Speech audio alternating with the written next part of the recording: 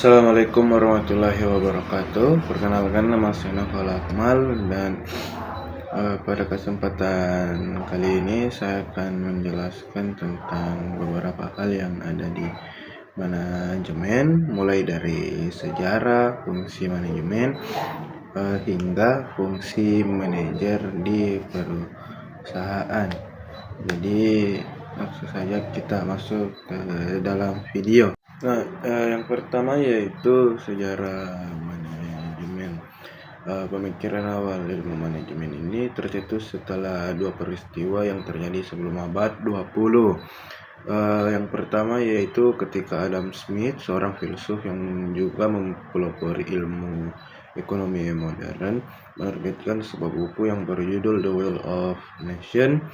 Nah, dalam buku ini Adam Smith mengemukakan hasil penelitiannya terhadap kerja sebuah pabrik peniti. Nah, Adam Smith menyatakan bahwa pembagian kerja yang baik antar pekerja dapat meningkatkan produktivitas secara signifikan dibanding jika semua pekerja melakukan pekerjaan mereka sendiri-sendiri.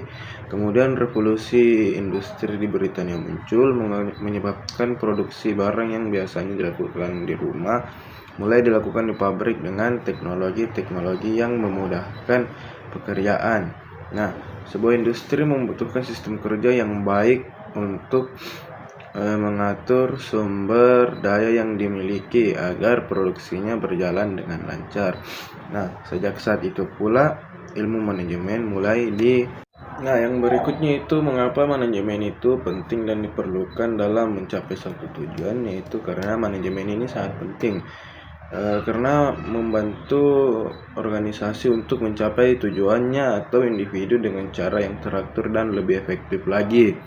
Manajemen yang baik memastikan penggunaan sumber daya yang optimal, meminimalkan pemborosan, dan meningkatkan produktivitas. Dalam konteks bisnis, manajemen yang efektif membantu mencapai tujuan perusahaan, meningkatkan daya saing, dan menghadapi tantangan pasar atau mampu beradaptasi dengan kondisi pasar yang terjadi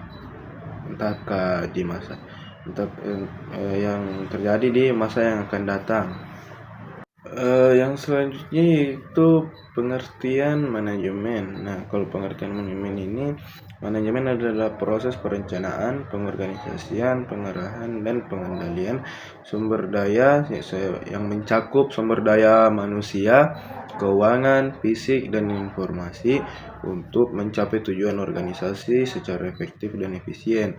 Secara sederhananya, manajemen adalah seni dan ilmu yang mengatur dan mengelola sesuatu untuk mencapai tujuan.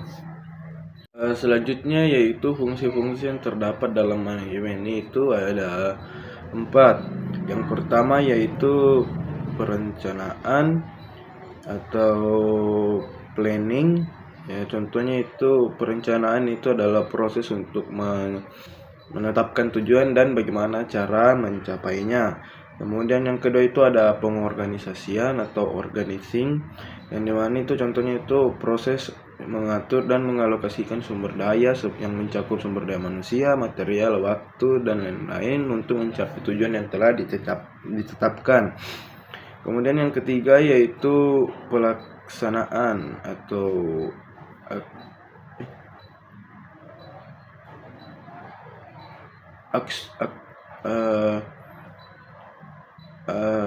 actuating atau leading, yang dimana pelaksanaan ini adalah proses untuk menggerakkan orang-orang yang dalam organisasi untuk melaksanakan tugas agar tujuan dapat tercapai. Dan kemudian yang keempat, yang terakhir yaitu pengendalian atau controlling, yang dimana controlling ini adalah proses yang hampir sama juga dengan pelaksanaan, yaitu proses dalam mengendalikan orang-orang agar dan mengambil tindakan yang mengoreksi agar tidak terjadi kesalahan selama proses pelaksanaan perencanaan berlangsung. Oke, yang selanjutnya itu unsur-unsur yang ada di dalam manajemen. Nah, unsur-unsur yang ada di dalam manajemen ini adalah 6M. Nah, 6M ini adalah manusia atau man, kemudian uang atau money, yang ketiga itu bahan atau material, yang keempat adalah mesin atau machine, yang kelima adalah metode atau method, dan yang terakhir yaitu pasar atau market.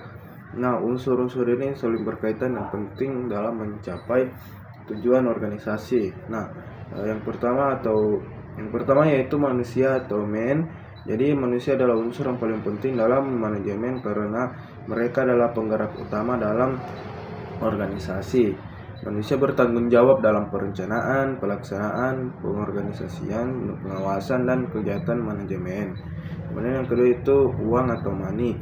Uang atau modal diperlukan untuk membiayai berbagai kegiatan operasional organisasi, termasuk pembelian bahan baku, peralatan, dan pembayaran gaji.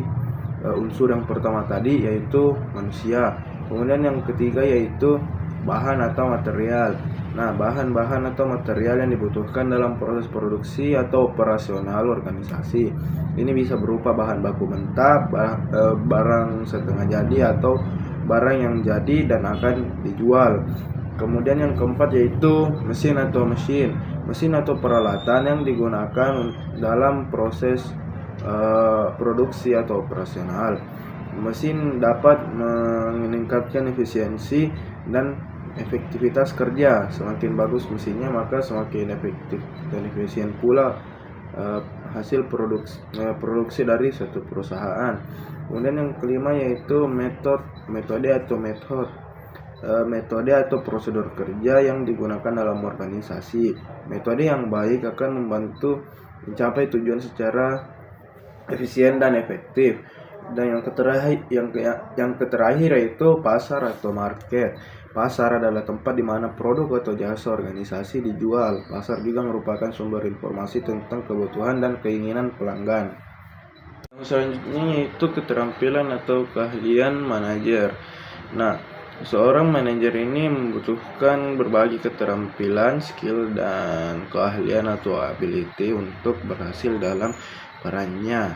Nah, keterampilan ini dapat dikategorikan menjadi 3 jenis utama. Yang pertama yaitu keterampilan teknis atau technical skill, kemudian yang kedua yaitu keterampilan manusiawi atau human skill, dan keterampilan konseptual atau conceptual skill. Selain itu ada juga keterampilan lain yang penting seperti komunikasi, manajemen waktu, organisasi, pemecahan masalah, dan kepemimpinan.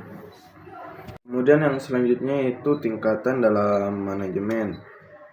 Yang pertama yaitu sebelumnya ada 3 tingkatan manajemen. Yang pertama itu manajemen puncak atau top manajemen, yang kedua adalah manajemen menengah atau middle manajemen, yang ketiga adalah manajemen lini pertama atau first line manajemen. Nah, yang pertama itu manajemen puncak atau top manajemen, yang dimana contohnya yaitu seperti CEO, Chief Executive Officer, Direktur Utama, dan para eksekutif senior lainnya. Kemudian yang kedua yaitu manajemen menengah atau middle manajemen, yang dimana contohnya yaitu seperti kepala departemen, manajer divisi, dan manajer cabang. Dan kemudian yang ketiga yaitu manajemen lini pertama atau first line manajemen.